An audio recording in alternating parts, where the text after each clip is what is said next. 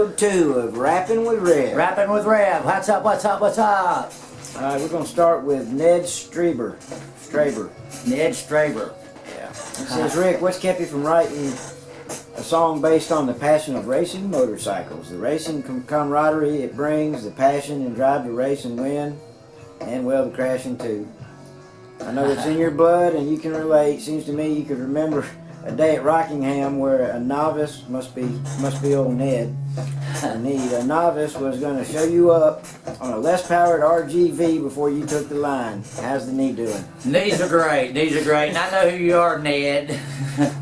I don't mix my motorcycle racing with my music because that's pretty much the only thing that I would keep. I wouldn't even tell people that I played music when I was racing or anything. I would just, because motorcycle racing is motorcycle racing, and it was the only thing I could do where people wouldn't want to know what band was doing or this or that or you know what was going on with us, whatever. It was just kind of my little secret thing where I could go do.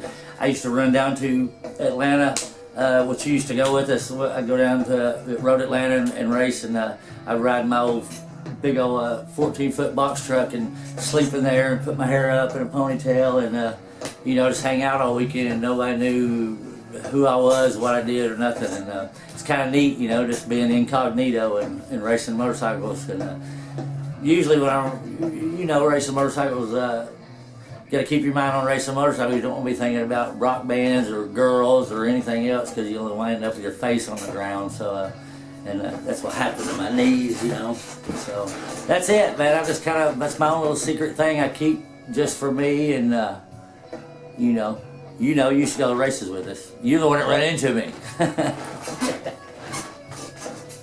All right, this one's from Steve and Chris Green. How come y'all never play River?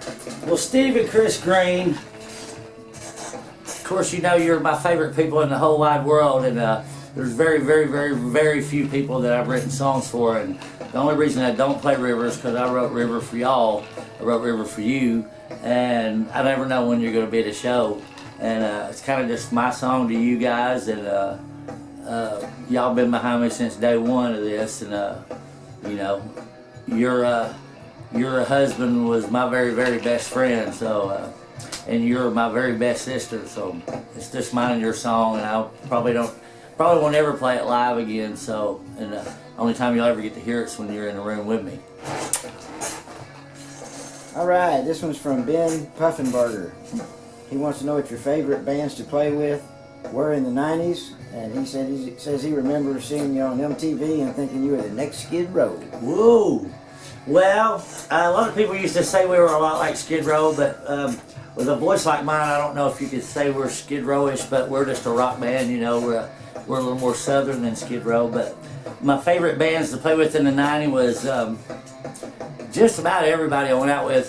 Circus of Power, Cheap Trick, you know, everybody, Jackal, Van Halen, everybody, anybody we ever played with. I mean, we played with just about everybody on the map. So, you know, as long as they were cool.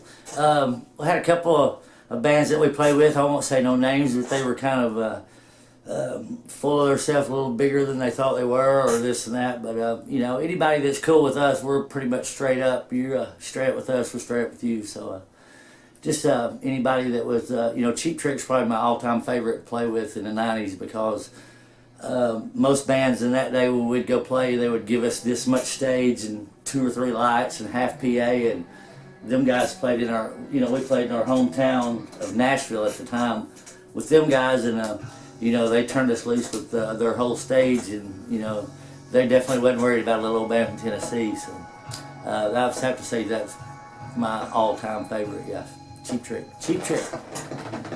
And they're not from the 90s; they're from everywhere. All right, this is from Kevin Kroger. He wants to know your favorite singer, dead or alive, the best show EMN's ever played, and your favorite EMN album. Wow, that's a good one.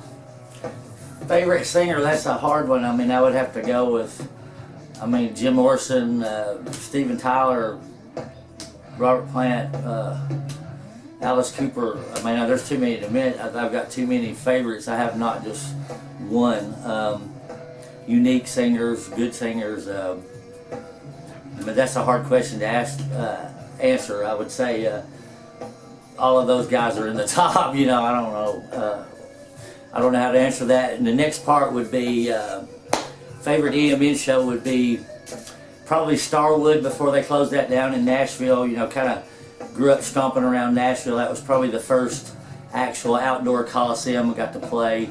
That, or I'd have to say Livestock One down in Zephyr Hills, Florida. That was we were riding around in a 8 or 9 of us in a white van riding around the country when our first record came out, and we didn't even know we had a #3 song, and we were playing, you know, for $50 a night. And then we were in, the night before we were in Milwaukee, and we played a 5,000 seater, and the next night we were going to cancel, and that was going to be the Zephyr Hills show in Florida, Livestock One, and at the last second we decided to make the big old haul from there to Florida, and we got there, and we're talking with Austin Keys, the radio disc jockey there, and he's bringing us in, and it's this big old outdoor field, and there's probably 19,000 there. The first year, there's probably 20,000 people there, and you know, we still didn't have a clue. We had a #3 song, and he's sitting there, and he goes, "What? You guys don't even realize what's happening." And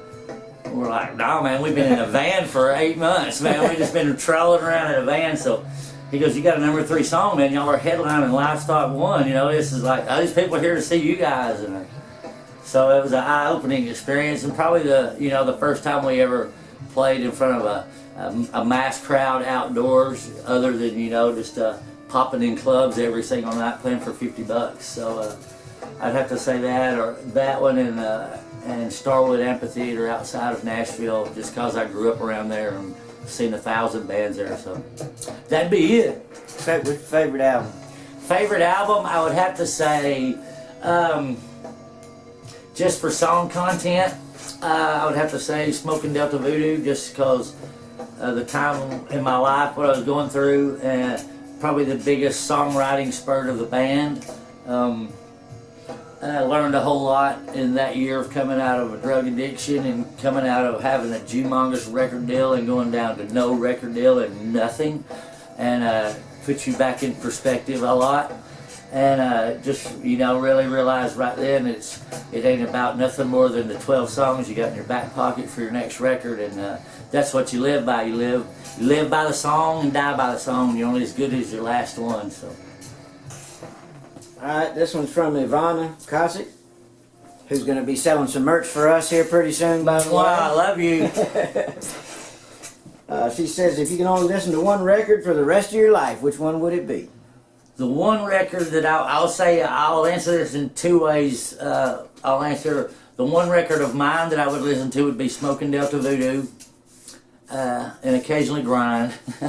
The record I would have to say I would like to, if I had one record I could throw on the old player and just listen to from now until I die, would have to be Zakk Wylde, Book of Shadows, just for the same reason of the Delta Voodoo record, is mainly song content. The playing's out is great, the songs are great. It's totally different than anything he's done, the only record he's ever done like that. It's a great record. If you've never listened to it, I would suggest you listen to it, because it's pretty phenomenal. Thank you.